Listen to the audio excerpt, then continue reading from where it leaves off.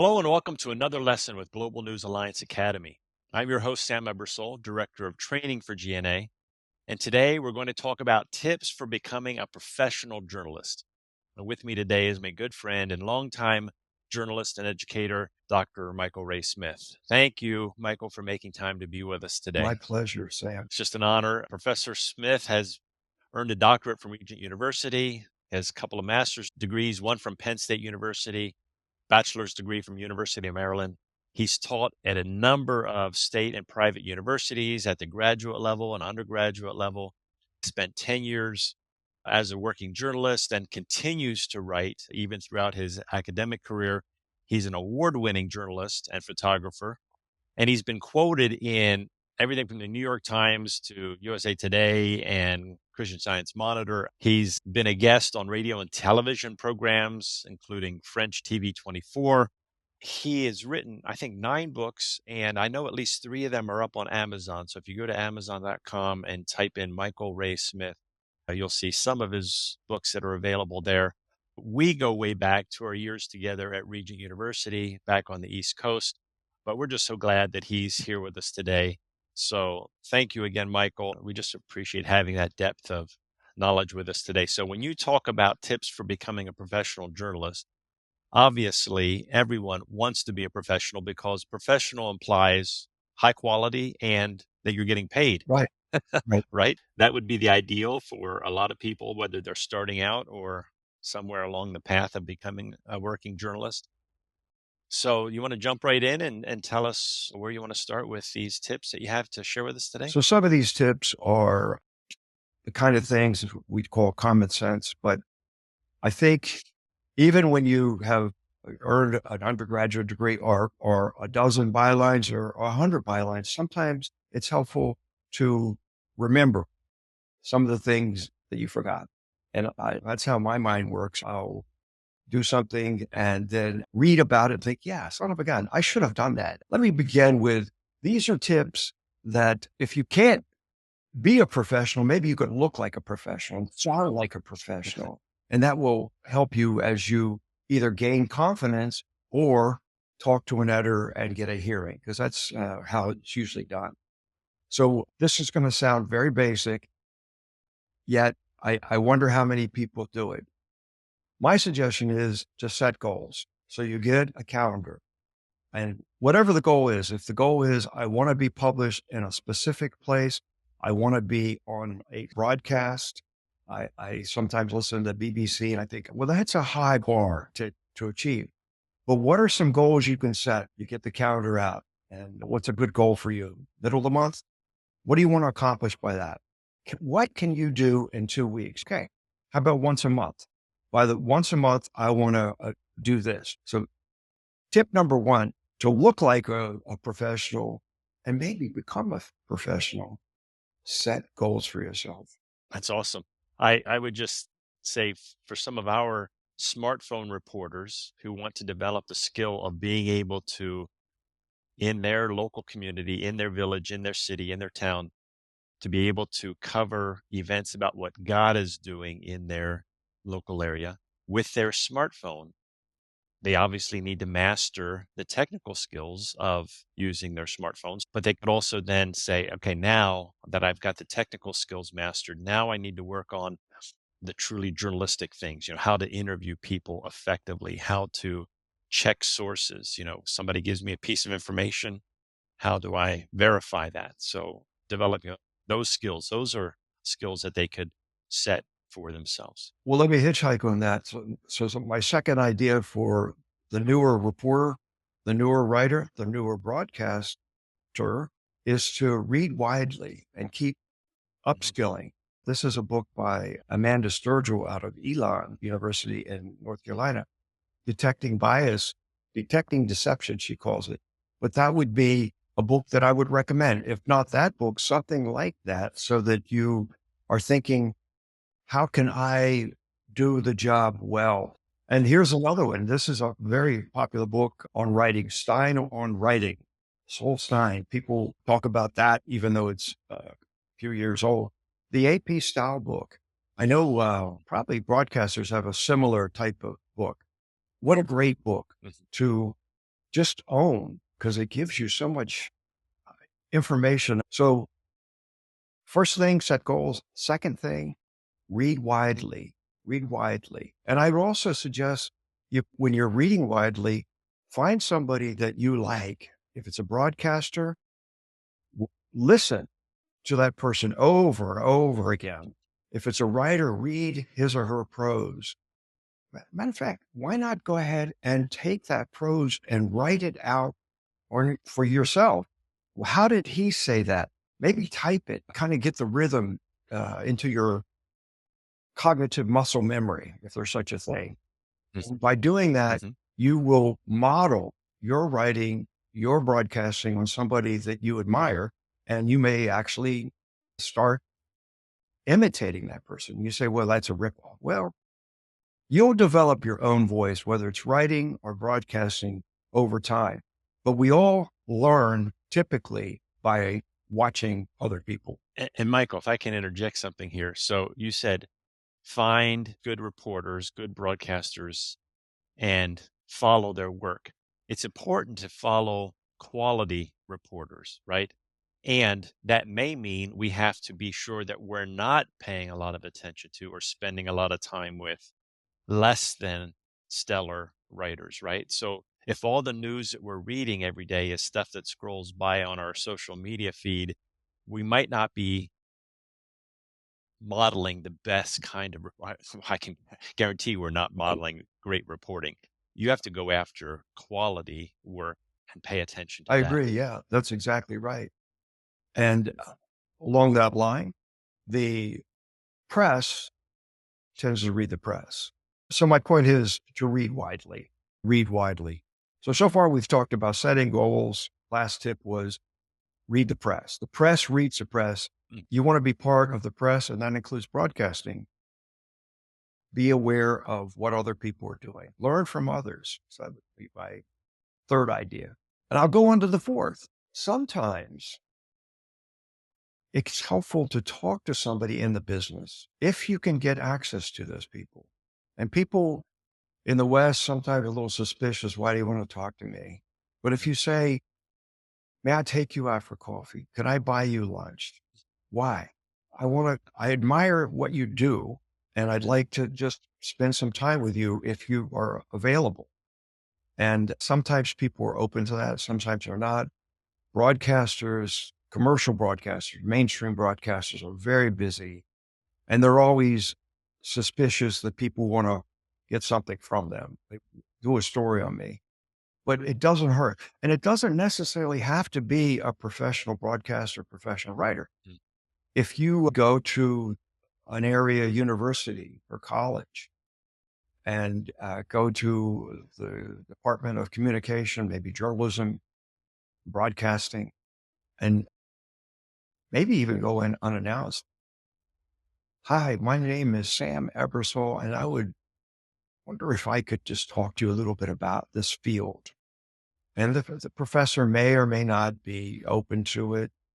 He or she may say, yeah, okay, but not now. Come back another day. And so you mm, start this relationship and you might be getting a mentor out of it.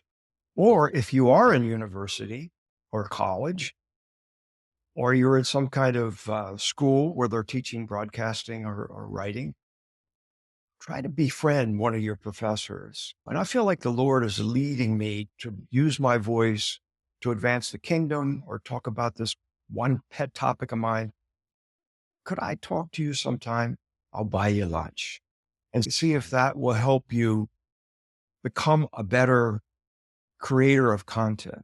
Oh, and I'm so glad you brought up this point, Michael, because one thing that GNA wants to do is develop a base of mentors, because that's one thing that GNA really wants to do is develop a network of professional journalists as mentors who can come alongside some of these new young reporters to encourage them, to give them guidance, to help answer questions that are going to come up. And invariably, when you're out there in the field trying to be a working journalist, you're going to encounter situations that no training has anticipated or provided training for.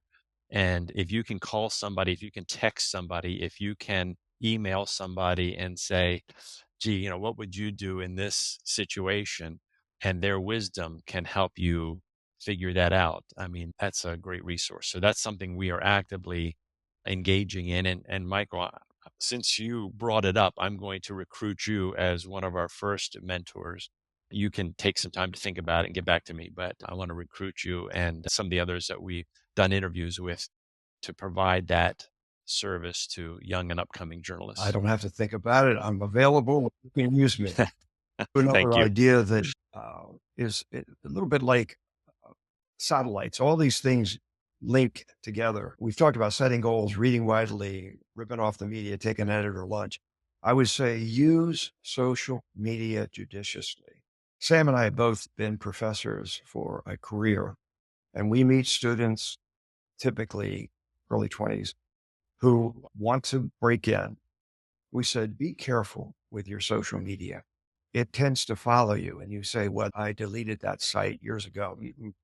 Somebody can find that site if he or she wants to find it. If you are talking about inflammatory topics, that's a problem to be aware of. Or if you recklessly take something that you read on social media and report it without checking it out, that can be dangerous. And I will tell you that the professionals, people with whom I work, will sometimes read a report and use that report and write an opinion piece. And I say to these people, how do you know that first report was accurate? And even old school, back in the 80s, we would say, do your own reporting. You want to write an opinion piece and you read something that was in the news today, check it out. Call the same person that was quoted. You'll be surprised how many people say, no, they got the quote wrong. Now you may say, well, I don't even know how to get access to that person. Okay, well, that's good training for you to try to figure out how can you do that using the web to find the phone number and going through all the gatekeepers to get to the source. It will make you a stronger, better broadcaster or print reporter. Well, there is the old saying, Michael, I'm sure you know it. If your mother says she loves you, check it out, That's right.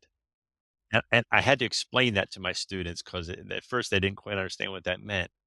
Um, if your mother says she loves you, you can pretty much take that to the bank. Your mother loves you. It's offered as an example of authenticating sources because it's so So extreme, right? So if your mother says she loves you, yeah, you don't need to get a second opinion.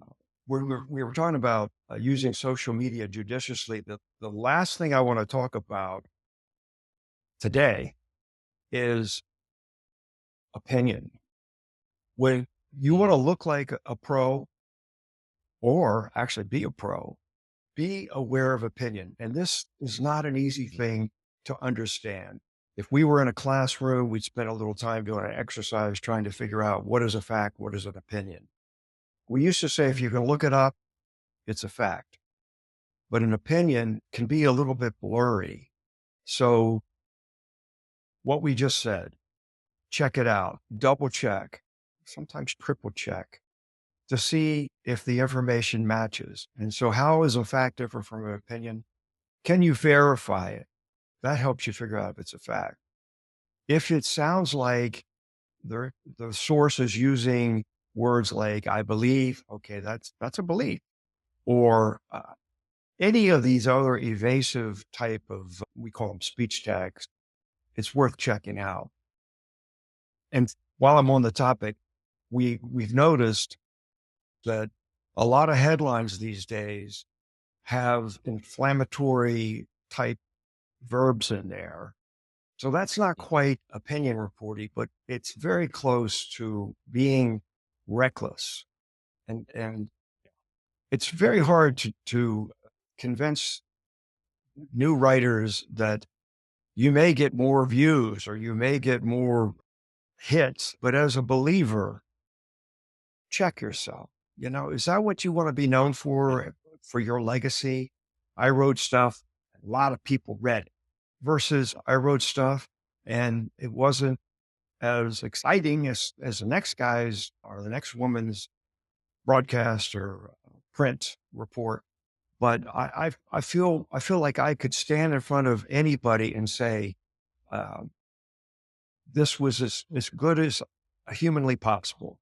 Yeah, and you make an excellent point about trying to attract an audience. I mean, obviously, it's important to attract an audience because if you write something and no one reads it, or if you publish a news story and no one watches it, you don't want to resort to, like you said, inflammatory language. I mean, we call those headlines clickbait because what we're doing is we're trying to lure somebody in to read the article or listen to the video or the audio bit or what have you. We're trying to lure them in. That's the bait. But if it doesn't deliver what it promises, you have in effect deceived Yes, the that's audience, right? You've said, here's something juicy. And then when they click on it and actually read it, it ends up being not nearly as substantial as you promised. Or even worse, they don't read the article. They just take the clickbait headline and run with that and declare that to be true or believe it to be true. And now you've promoted a falsehood under the guise of trying to generate an audience for your journalism. yes. You Agree agree with with that? that. Yeah. Yeah. I mean, it's a slippery slope, right? Because we do want people to pay attention to what we're writing and what we're reporting, but not at the expense of the truth. The truth should always win out. So be aware when you're using superlatives and particularly things that would make people say, really? Wow. You know, work Well, with them. even using adjectives and adverbs, isn't that a little bit, Right. questionable, Yeah. object? In terms of writing, strong verbs, vigorous verbs. Oh, those are great. And good nouns. Your toolkit is better when you use vigorous verbs because they don't necessarily provoke like some adjectives. In the print world, use the speech tag said. Avoid other speech tags because they could suggest some kind of opinion unless that is what you're trying to do. If you're trying to write an opinion piece, then obviously you can. But the strongest opinion piece is laden with fact, fact, fact, fact, fact. This is why I'm saying this. That's a strong argument. Yeah, I mean, and again, for most starting reporters, you don't start writing opinion pieces. You start writing the stuff that no one else wants to write, but it's all objective That's reporting. You're going to the local city council meetings or, the school board meetings or whatever it is, and you're reporting on things maybe that other people don't want to cover. Usually you rise to the level of getting the opportunity to write opinion pieces after a long career, after you've shown that you have the necessary journalistic chops. You understand the difference between fact and opinion. Most starting out journalists should not be thinking they're going to be writing opinion pieces where they simply get to vent about whatever issues or topics strike them that particular day.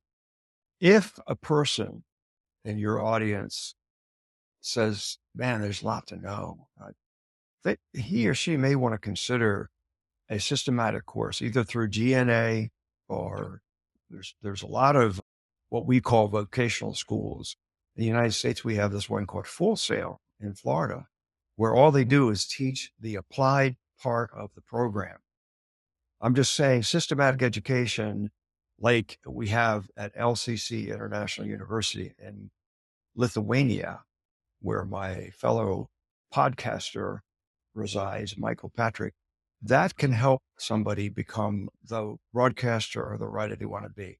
But I do understand a lot of people don't have the resources or the time. And in that case, I'd say, as much as you can handle it, watch every GNA broadcast you can. Mm, Take notes, create a notebook, and refer to it, and you will grow. So, mm. GNA audience, as much as within you, train, train, train, and you will make it. I mean, if they want to learn to play the piano or the cello or the trumpet, what do you have to do? Every day you have to That's right. practice, right? And you can do that as a journalist. You don't need any tools other than maybe a piece of paper and a pencil to jot things down. But you can practice journalism just like you would practice any other skill that you want to develop. So thank you, Michael, and those of you who are watching.